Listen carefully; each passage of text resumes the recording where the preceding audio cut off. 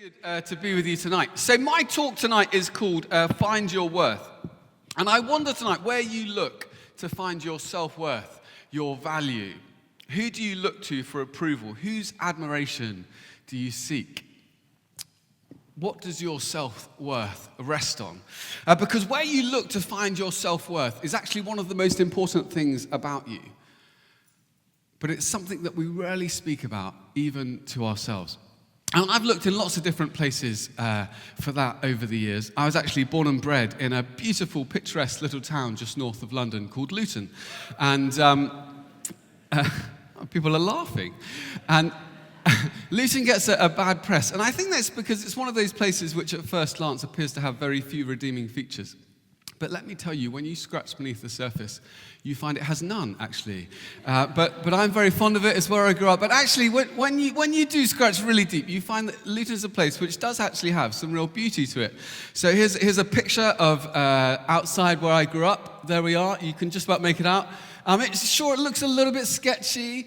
And those concrete bollards are what you use to stop ram raids. That's right. But notice that someone's taken the trouble to paint them a fetching shade of green. So, if you look close enough in Luton, you can find beauty. And I didn't think it needed to be up any longer than that. And I went to my local school, which is actually quite a rough school. It was known as the worst school in Luton. And actually only 16% of students got 5 A to C's, or whatever you call it. So it was quite a difficult place. And at that school, which I guess these days you'd call a failing school, largely because it failed, and they knocked it down. It was quite a dangerous place. So I can handle myself, but I wasn't about to found my self-worth on being the strongest or the most dangerous. There were people who had that down. So I focused on academic attainment. I focused on being good at sports, all those kind of things. And I did okay. And then I came here, actually, to read law at St Anne's College, just up the road. And everything was different. No one was asking what I had been told were the key questions in life. In a fight between this person and that person, who would win? No one cared. There was a whole new language. People talked about things I'd never heard of before, like supper. And so I had to think again, what am I going to found my value on, my worth on here? Now I'm here. And, obviously part of it was academic success, but it seemed like everyone had that down. Everyone was pretty good in that area. So it felt like that wasn't enough. You had to have that plus something else. And so I threw myself into the college scene, the party scene. I became the president of the Law Society, which is a great excuse to throw massive parties. I tried to find someone beautiful to go out with, and eventually I did find a beautiful young girl called Beth. We got together, had our first meaningful conversation in a really classy establishment called the Purple Turtle, and that's where we got together. Actually, we've outlasted the longest other relationship started in the Purple Turtle by 15 years, because she's actually now my wife. But the most important thing that I came across, the most important person I came across while I was studying here, was that I encountered in a whole new way Jesus Christ. And I became completely fascinated by Jesus Christ. I still am today, all these years later. And then I went on from here to work as a criminal defense barrister, and I was defending people accused of various crimes, drug importers, friendly people like that. And there again, there was this temptation. What are you going to build your self-value, your worth on? Is it your success? How many cases you win? How much money you earn? What others think of you? And I wonder what you build your sense of self-worth on. Is it your achievements, your flawless academic record, your stunning wit, your brilliant mind, your social skills, your network of seriously impressive friends, your carefully curated Instagram feed? What is it that you place your self-worth on? Because there are only actually, if you think about it, apparently two places, two ways, two sources of finding your self-worth in life. One is external. We look outside ourselves. We look at how others view us, how society views you, whether you come up to people's expectations, your parents, your friends, your boyfriend, your girlfriend. And you think, well, that's okay, but as a society, and as people, we've tended to reject that. We've tended to go away from that. And one of the reasons is we just find it really limiting. We don't like the idea that we're beholden to someone else's opinion of us. We don't like the idea that we're bound in that way. So we rely on an internal basis. We look inside ourselves, and people say, don't worry about what anyone else thinks about you. Don't worry about what society thinks about you. You decide your worth. You decide your value. It's all dependent on what you think about yourself. It's not dependent on anyone else's opinion. And there's a lot about that that's quite attractive. It feels quite freeing not to be dependent on other people's opinions, not to be vulnerable in that way. We don't like to be vulnerable to things over which we have no control. But the only problem is we just don't live that way. I mean, next time you write an essay, imagine just sitting there with your essay, just saying to yourself, I decide this is the best essay that's ever been written on this topic ever. I am one of the leading minds of my generation. Future generations of students are going to pick up this essay and hold it up as hallowed ground. They're going to read it as a paradigm example of how essays should be written. But what you really want to know is, what does your tutor think of your essay? Are they going to look at me with that same familiar, slightly disappointed and confused face that I've come to know and fear? Or maybe, is there a chance just this once that they'll look excited about what I've written? And it's the same with other things. I mean, no matter how long or how many times you stare in the mirror and look at yourself and tell yourself, you are beautiful, you are beautiful. When someone else says to you, you're beautiful, it feels different. Next time someone tells you you're beautiful, I don't think you'll look back at them and say, yeah, I know, I've been telling myself the same thing. We just don't live that way. The truth is that we do care what people think. And what we long for actually is the respect and the admiration of others, particularly the respect and admiration of those we respect and admire. We are by nature social and relational beings.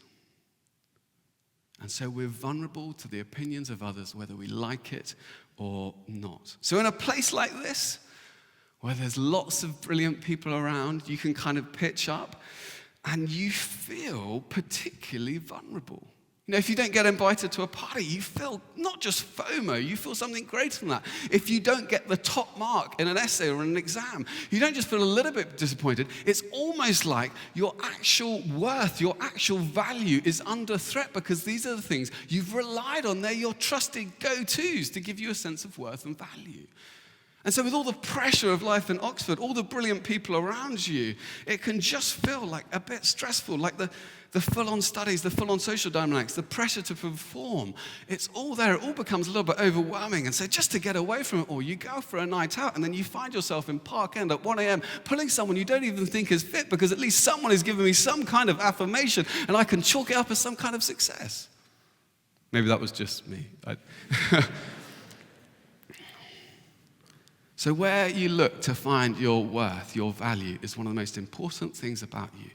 Yet we rarely ever articulate it, even to ourselves. But Jesus told a story which speaks exactly to this issue. And it's in Luke's account of Jesus' life, Luke 15. And you don't have to turn to it now, but you might want to read it. You've got copies of Luke Gospel which you can take away with you, which are on your tables. And I'm just going to read this now from verse 1. Now the tax collectors and sinners were all gathering round to hear Jesus.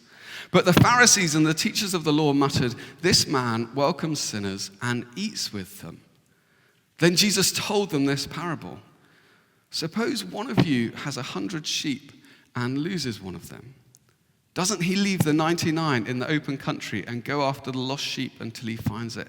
And when he finds it, he joyfully puts it on his shoulders and goes home. Then he calls his friends and neighbors together and says, "Rejoice with me, I have found my lost sheep." I tell you that in the same way, there'll be more rejoicing in heaven over one sinner who repents than over 99 righteous people who do not need to repent. What I find fascinating about this account of a section of Jesus' life is that the people who are drawn to Jesus, the people who are fascinated by him, the people who come near him, the people who gather around to hear him, to watch him, to see what he's doing, are those people who are described as tax collectors, the collaborators with the Roman occupation, despised, and those who are called sinners. Apparently those who are living in such a way that their lifestyle is openly immoral. Those are the people who want to be near Jesus, who are fascinated by what he has to say, who are leaning in. Those are the people he welcomes and says to come and eat with him.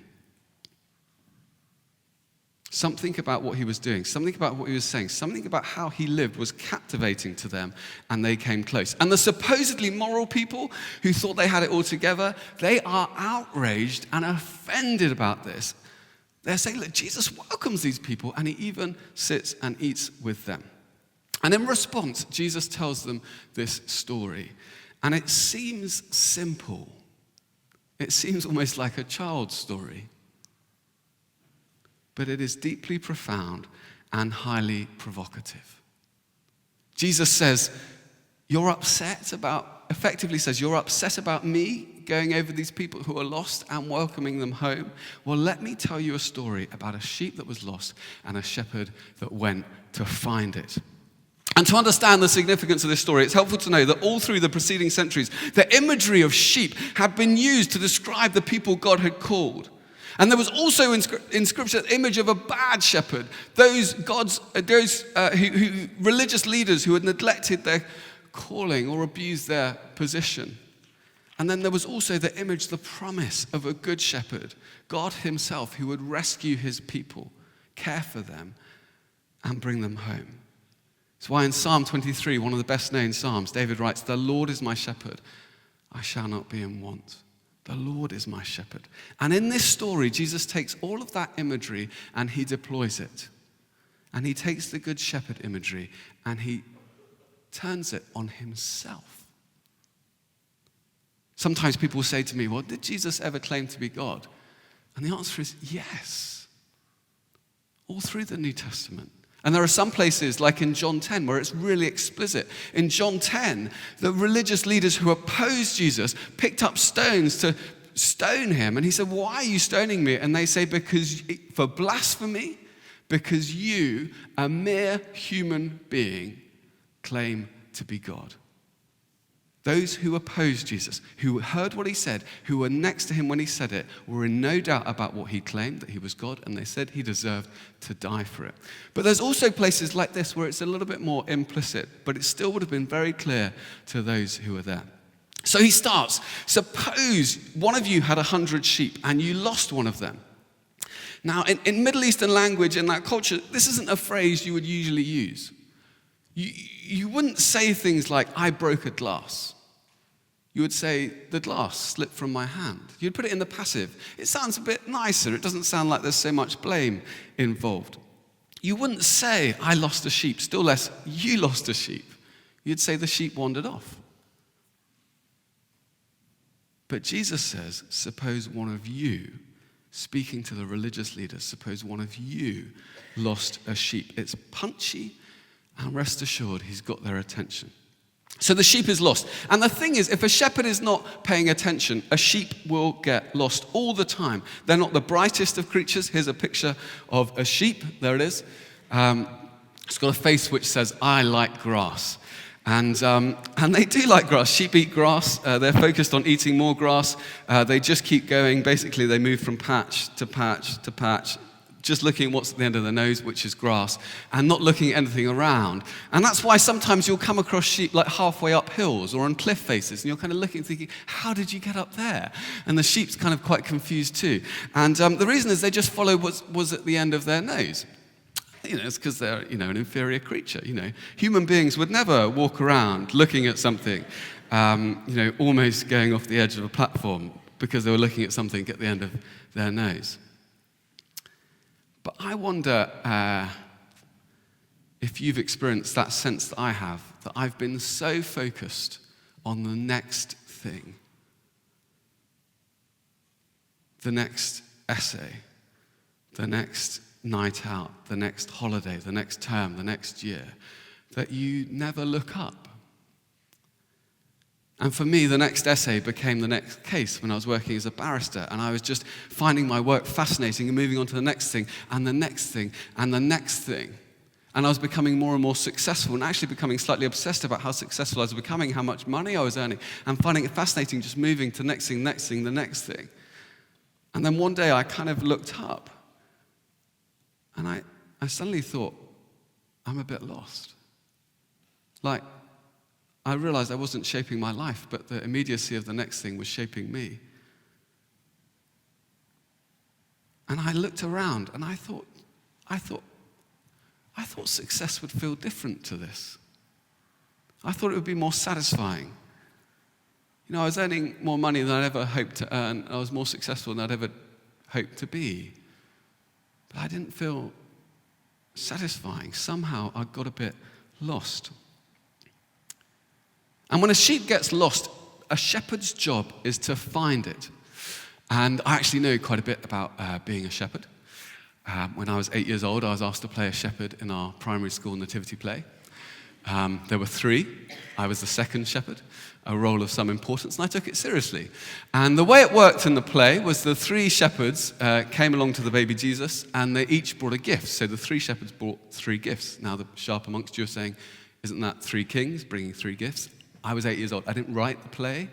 I just did the lines. And so we came along, and the first shepherd knelt down next to the crib, next to the baby Jesus, and said, I give you my most valuable possession. I give you my sheep.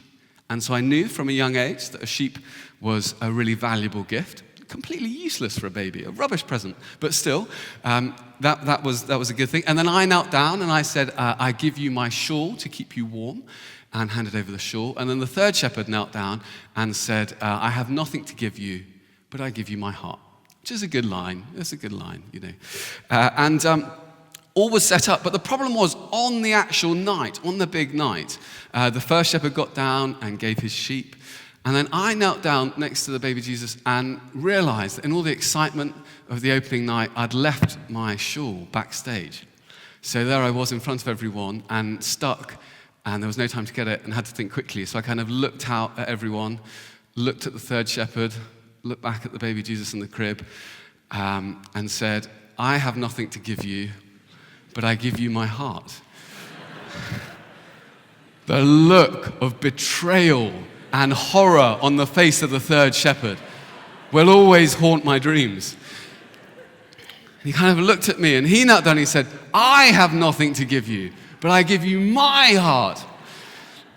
It's unfortunate. So from a young age, I knew that sheep were valuable, and I knew that the job of a shepherd required constant attention. Otherwise, you'd lose all sorts of things.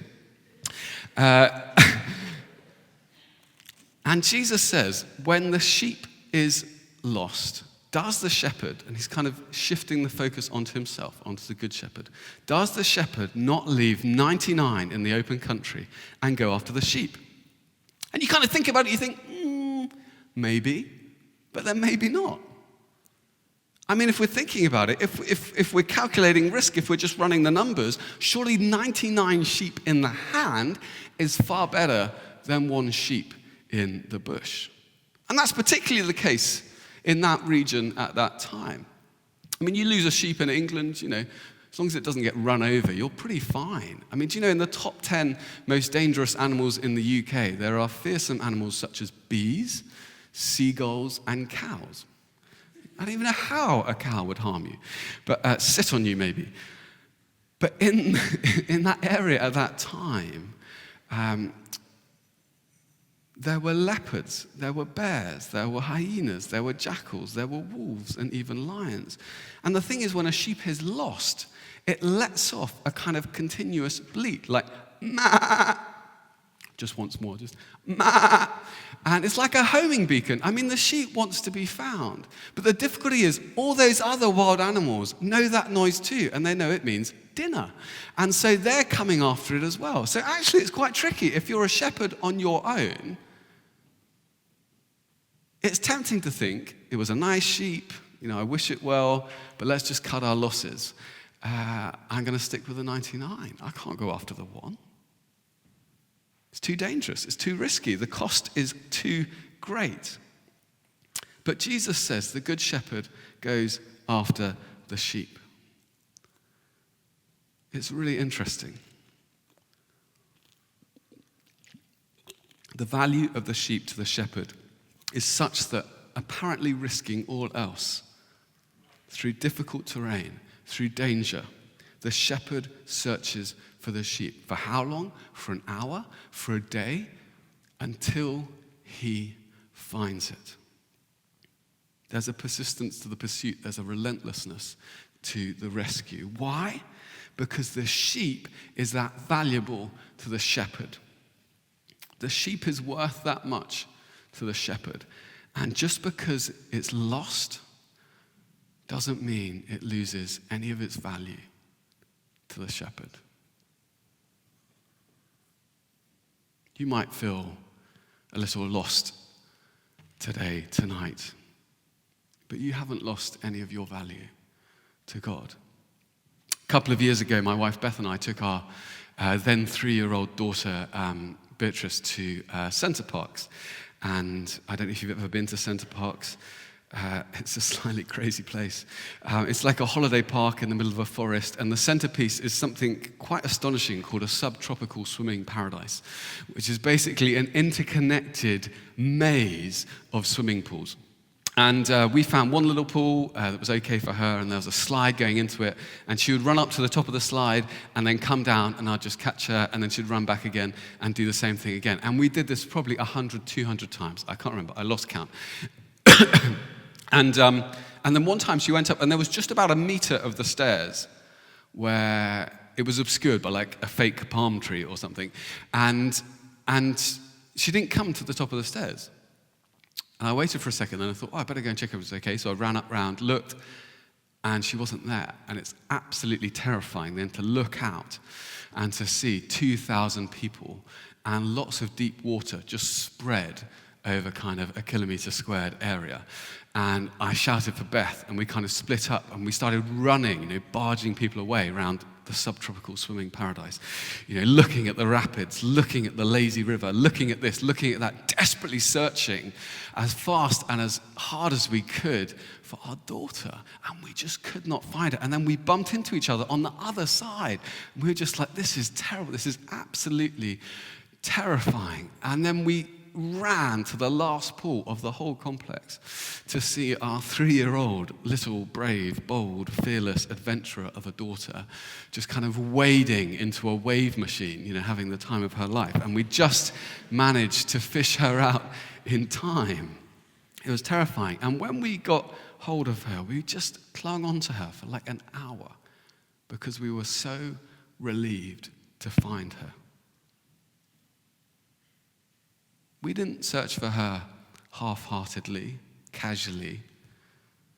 We were searching for her as though our lives depended on it. She didn't lose any of her value to us because she was lost. You might feel as far from God as it's possible to get, but do you dare to believe that he might be searching for you, calling you home? You might feel lost, but you haven't lost any of your value. And when the shepherd finds the sheep, what does he do? He joyfully lifts it up and puts it on his shoulders. Why? Why not just lead it home? Why not just put a little lead around it like a dog and just kind of saunter home? Because a sheep, when it's lost, is so terrified, so frozen with fear, that it will not move. The shepherd has to pick it up, otherwise it's not going anywhere. And this isn't like a kind of cuddly little lamb, just kind of little thing that you kind of tickle and just swing by your hand. I don't know if you've ever had a leg of lamb. It's delicious, isn't it? Leg of lamb, those of you who've eaten it. They can be quite large. That's a baby sheep you're eating. I just break it to you. You're eating a baby sheep. But that's only a lamb. An adult sheep can weigh anywhere between 80 to 100 kilograms, 14 or 15 stone. That's more than I weigh.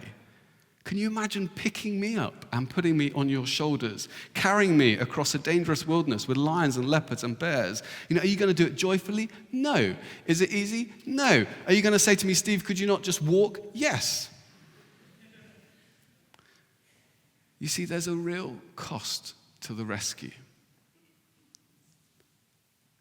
But the Good Shepherd bears the cost, takes the risk, carries the burden, puts himself in harm's way, and he does it joyfully. And actually, the only way to carry that sort of weight is on your shoulders. That's why the passage says that he puts it on his shoulders.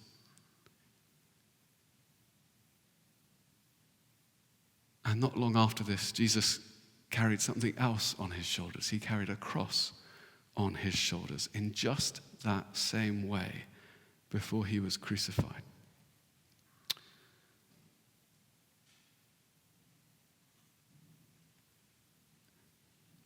He carried all my sin, all my shame on his shoulders.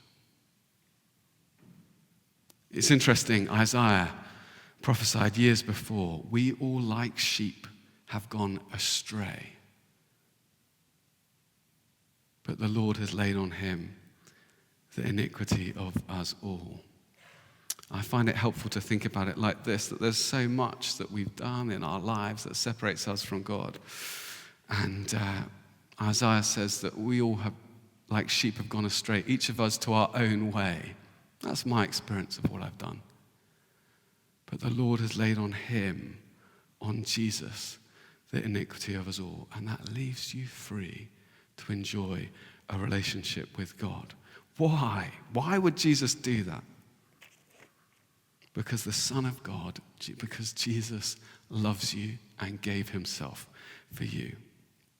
He knows you better than you know yourself, and he loves you more than you could ever hope to be loved. He sees you from afar, but yet he's willing to give everything to bring you to God. And when I realized that, when I trusted that, it changed everything for me. It gave me such a deeper sense of joy, of peace, a sense for the first time really of what my true value was, what my true worth was.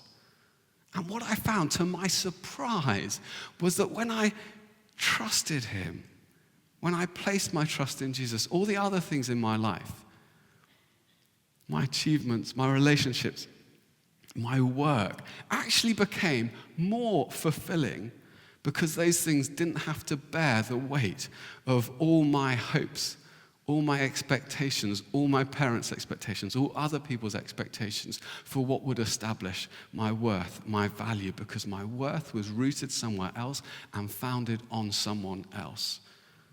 My worth's founded on someone who paid a price beyond anything I could comprehend because he wanted me. You know, most of us spend most of our lives trying to earn the admiration, the respect, the approval of others. That's where we seek our value. But if what Jesus is saying is true, then your value is not subjective. It doesn't go up and down. It's not conditional on your perfect performance. It's not subject to the changing opinions of your friends, your tutor, your boyfriend, your girlfriend. It's not dependent on you keeping to a perfect moral standard. You know, you might have made mistakes, done things you regret. So have I. I've hurt people. I've let people down. I've let God down. I've let myself down.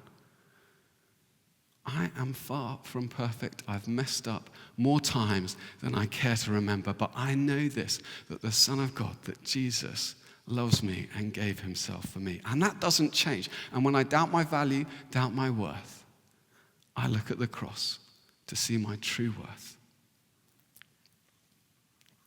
So how do you respond to that? It's interesting in the passage, when the sheep gets home, there's a huge party. Not because the sheep's done anything particularly amazing, but because the shepherd has saved the sheep. And Jesus says in the same way, there's more rejoicing in heaven over one sinner who repents. Can I ask you this? What does the sheep do to repent?